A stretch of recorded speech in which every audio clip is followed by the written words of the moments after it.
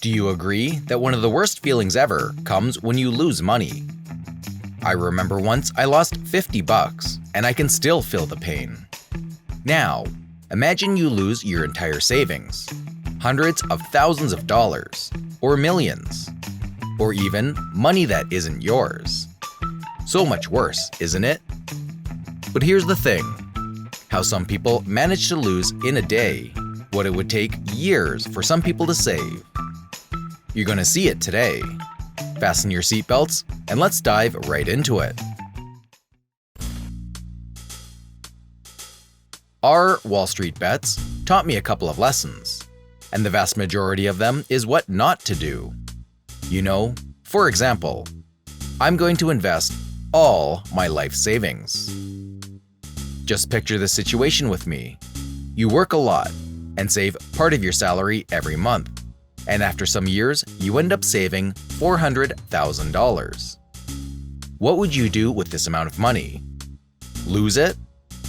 I don't think that was your answer, but the story I'm about to tell you, that's what happened. And to make it worse, Options 13, the guy we're going to talk about, managed to lose more money. Let's get into the story. You know what's funny? It seems that Wall Street gives beginners just a taste of what it is to win. And then the beginner feels confident, and that makes sense. He won, right? Yeah! But there's something that deep inside they don't want to believe, that some things are too good to be true. This guy, Options 13, had more than $400,000 of life savings lost in his Robinhood account.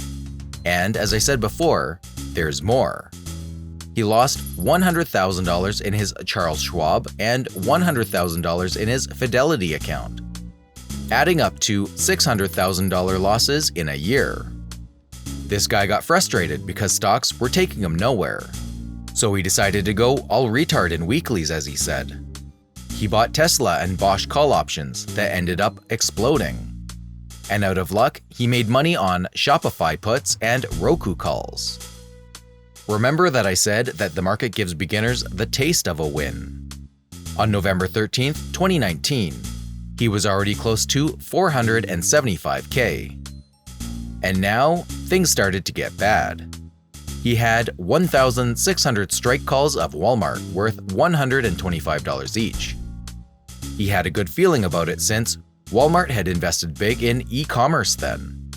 He even got to cross $500,000, but then it collapsed to below $120,000, which made him lose more than 90 to 100K in only one day. It made him go after the losses, which he said, big mistake. Now, guessing Tesla was going in bubble territory when it crossed $420, he started buying Tesla puts. What you may already know, it was a mistake. Tesla continued to go up, and those puts became dust, worthless. And he said, in short, nothing worked for me. Absolutely nothing. But this insane loss of $600,000 taught some lessons, and I will share 3 of them with you. 1. Never chase losses. 2. Manage positions really well. 3. Don't buy weeklies. They almost always lose. He learned those lessons the hardest possible way. Don't do the same. In fact, people do want to get rich overnight, even knowing that's 1 in 1 million. And I'm being generous. And to do so, they often make dumb decisions, and Reddit is full of those. To be honest, when I look at those guys, that's what comes to my mind. Sometimes bad decisions make life funnier. Sometimes bad decisions make your life worse. And we've already seen an example. But how do I know I'm making a bad decision? I'll teach you. I learned a valuable formula back in the day. Courage plus lack of knowledge equals dumb decisions. You're gonna see it all over our Wall Street bets. Dumb decisions after dumb decisions. It is funny to see their accomplishments. And we have more. For example, this guy that also lost his life savings. It's not $600,000, but put yourself in his place and think that you lost something that you worked so hard to get. Or this guy that loses not only his money, but someone else's. There's nothing bad that can't get worse. It's hard to decide what's worse here, but let's continue. He lost negative 101.25% in one day. Crazy? Let's understand what happened here.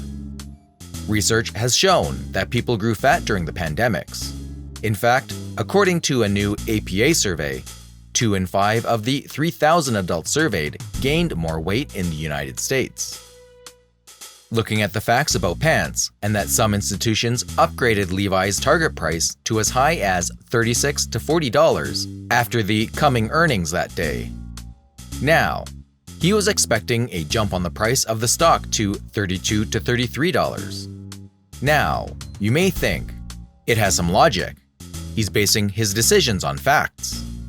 But sometimes things do not go the way we expect. Unhappy Dish 8786 is confident, so he drops $46,000 plus margin on Levi. He YOLOs his money on 1978 Levi calls at various strikes from $30 up to $36.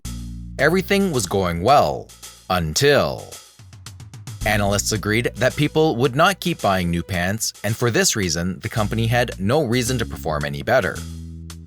And also, the caution caused by Delta variant on retail stocks had a more bearish effect than anticipated. His words: "With all this, instead of going up, the price drops $1. And if today we see Levi graphics, it only made it to $30.48 on May 3rd, 2021.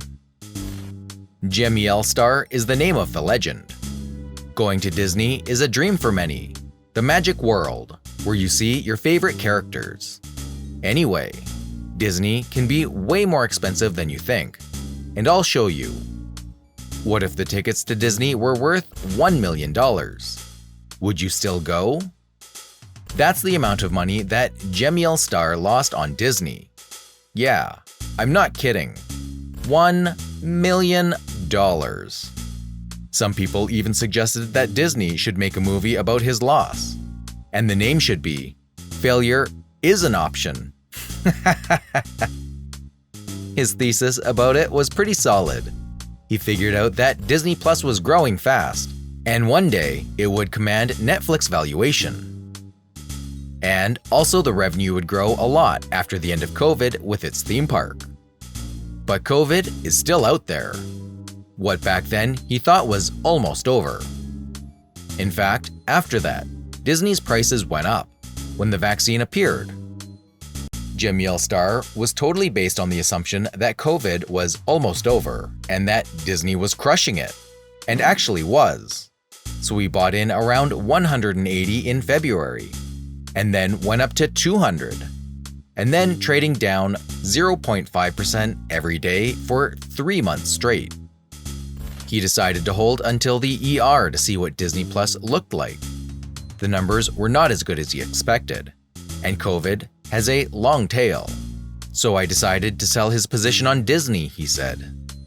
What's funnier about Jamiel Star is that if you read his comments, he seems so calm, down to earth.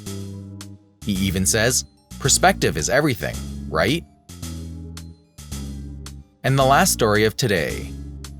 Rahul4122 is his name. Keeping up with our Wall Street bets always made me wonder, why do people hold their position if they're losing money? And this guy answered this question. He lost all he had. But before I tell you how much, let's see how he lost his money. On March 17, 2020, he reached the peak with $120,911.77 in his pocket. But then everything started to fall apart. Actually, the prices keep going up and down. And the answer to that question I was wondering is here. Why do people hold their position if they're losing money? I'm not in profit, even though I back up to 89K. Let's roll this to see what happens. And Rahul4122 answers, yep, that's exactly what happened. From June 5th, 2020 until June 8th, 2020, things started to be back on track. But then everything falls apart once and for all. Now, the price just keeps going down until he loses 100% of his life savings. And those were the moves that led to this. His first move was SPY puts and some random trades. His second move was WFC calls and some random trades. And last but not least, WFC calls and some random trades. He said he was sad, with a weird feeling of freedom from all the stress, and that it took him $106,000 to learn that nothing is permanent in life. Looking at all those losses, you see that having information or don't having it is not the premier reason that assures you're going to do well on this market. I dare to say that it does involve some kind of luck. So, if you're already into WSB, be careful. And if you're not, the advice is the same. And one more thing, don't forget to subscribe to the channel, hit the like button, and turn on the bell so you don't miss any further videos. Thank you. See you soon.